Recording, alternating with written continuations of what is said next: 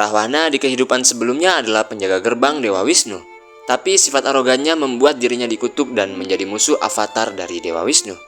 Dan hari ini kita akan ngebahas mengenai penjaga gerbang Vaikunta dan kutukannya.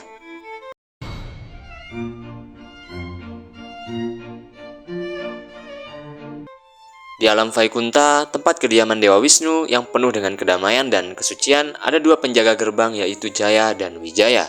Tugas mereka mulia menjaga keamanan di Vaikunta. Tapi justru di tempat suci itu terjadi kesalahan besar. Suatu hari datanglah 4 Kumara, Sanaka, Sanatana, Sananda, dan Sanat Kumara. Mereka adalah putra ciptaan Brahma, para resi dengan kebijaksanaan tinggi dan salah satu makhluk tertua di alam semesta. Namun mereka memilih tetap berada pada wujud bocah kecil berusia 5 tahun dan berpakaian setengah telanjang sebagai simbol kemurnian jiwa yang bebas dari ego dan unsur duniawi. Tujuan mereka ke Vaikunta sangat sederhana dan suci, yaitu ingin bertemu dengan Dewa Wisnu. Ketika 4 Kumara sampai di gerbang ke-7, yaitu gerbang paling dalam di Vaikunta, mereka dihadang oleh Jaya dan Wijaya. Ini karena Jaya dan Wijaya melihat wujud mereka sebagai anak kecil yang setengah telanjang. Ini membuat Jaya dan Wijaya hanya menilai 4 Kumara dari tampilan luarnya saja. Mereka menganggap 4 Kumara tidak pantas masuk ke tempat Wisnu. Masalahnya, Vaikunta adalah tempat tanpa diskriminasi. Sikap Jaya dan Wijaya justru menunjukkan kebalikan dari nilai itu. Para Kumara meski tampak seperti bocah, mereka adalah resi sakti yang kebijaksanaannya sangat tinggi. Mereka tidak marah karena harga diri pribadi, mereka marah karena kesucian Vaikunta telah ternodai oleh kesombongan. Maka keluarlah kutukan dari 4 Kumara. Karena Jaya dan Wijaya masih melihat dunia dengan dualitas, siapa yang layak, siapa yang tidak, siapa yang tinggi dan siapa yang rendah, maka mereka harus turun ke dunia material. Mereka harus lahir sebagai makhluk fana yang merasakan keterbatasan, penderitaan, dan keterikatan yang selama ini mereka nilai dari jauh.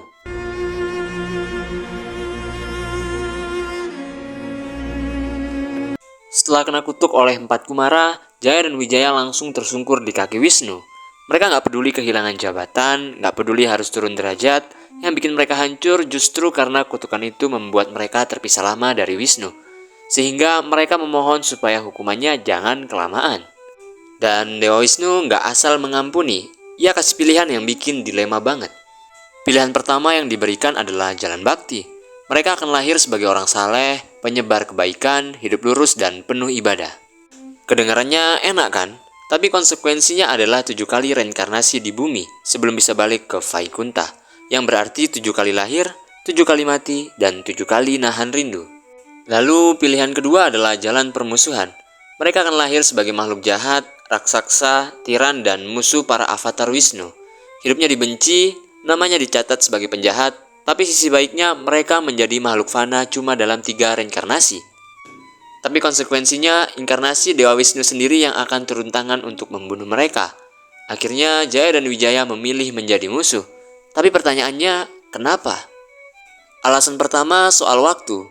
Mereka lebih rela dicap sebagai penjahat 3 kali kehidupan daripada menjadi orang suci tapi harus nunggu 7 kali kelahiran buat ketemu Wisnu lagi. Karena bagi mereka yang terpenting dapat bertemu Wisnu secepatnya. Alasan kedua, seorang musuh pasti memikirkan lawannya terus-menerus. Dalam benci, dalam dendam, dan dalam obsesi, nama Wisnu nggak bisa lepas dari pikiran mereka. Artinya, bahkan saat jadi antagonis, kesadaran mereka akan tetap terikat ke Tuhan. Dan yang paling menyentuh, Wisnu kasih jaminan di setiap kehidupan itu, ia sendiri yang akan mencabut nyawa mereka.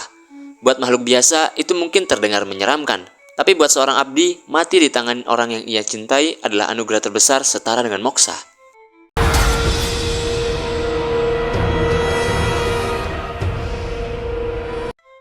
Gara-gara kutukan 4 Kumara, 2 penjaga gerbang Vaikunta, Jaya dan Wijaya turun ke dunia fana. Mereka dikutuk dalam takdir yang membuat mereka lahir berulang kali sebagai musuh avatar Wisnu sendiri. Salah satu reinkarnasi yang paling terkenal adalah sosok Rahwana sebagai Jaya dan Kumbakarna sebagai Wijaya.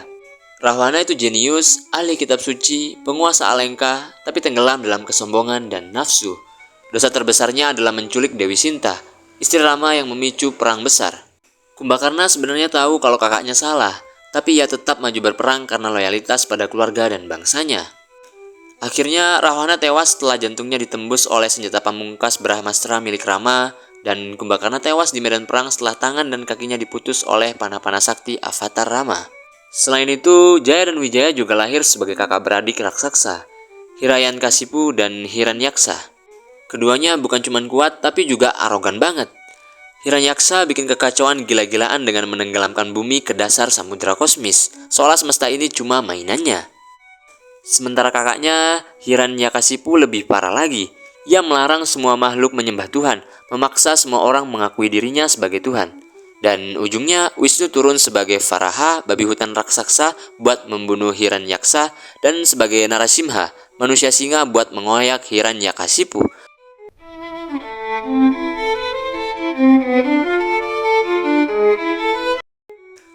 Reinkarnasi terakhir mereka terjadi di era Mahabharata, yaitu Sisupala sebagai Jaya dan Dantawaktra sebagai Wijaya. Sisupala adalah putra Raja Damagosa dari Cedi, yang lahir dengan 3 mata dan 4 tangan. Namun, ada ramalan dari resi bahwa cacat fisiknya bakal hilang saat dipangku oleh orang yang kelak jadi pembunuhnya. Dan plot twistnya, ketika Sisupala yang masih bayi itu dipangku oleh Krishna sepupunya sendiri, seketika mata ketiga serta 2 tangan tambahannya lenyap. Ibunya yang panik langsung memohon dan ngebuat Krishna bikin janji kalau ia akan memaafkan 100 kesalahan Sisupala sebelum bertindak. Yang jadi masalah, ketika dewasa, Sisupala tumbuh dengan dendam kepada Krishna. Ia sakit hati karena Rukmini yang rencananya dijodohkan dengannya justru dibawa pergi oleh Krishna. Puncaknya meledak di upacara Rajasuya yang digelar oleh Pandawa. Atas saran Bhisma, Yudhishthira memberi penghormatan tertinggi kepada Krishna sebagai tamu utama.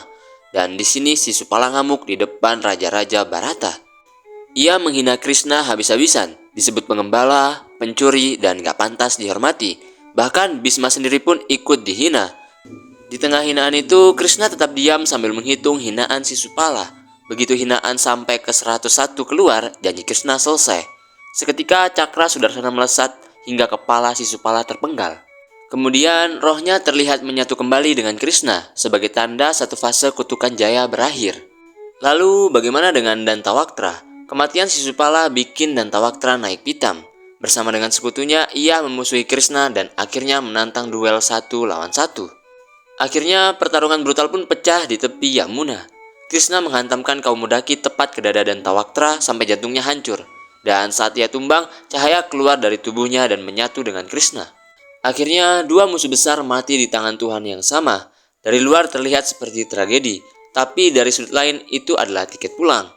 Dengan gugurnya Sisupala dan Dantawaktra, selesai sudah hukuman Jaya dan Wijaya. Dan abdi sejati Dewa Wisnu akhirnya kembali ke gerbang suci yang dulu mereka jaga.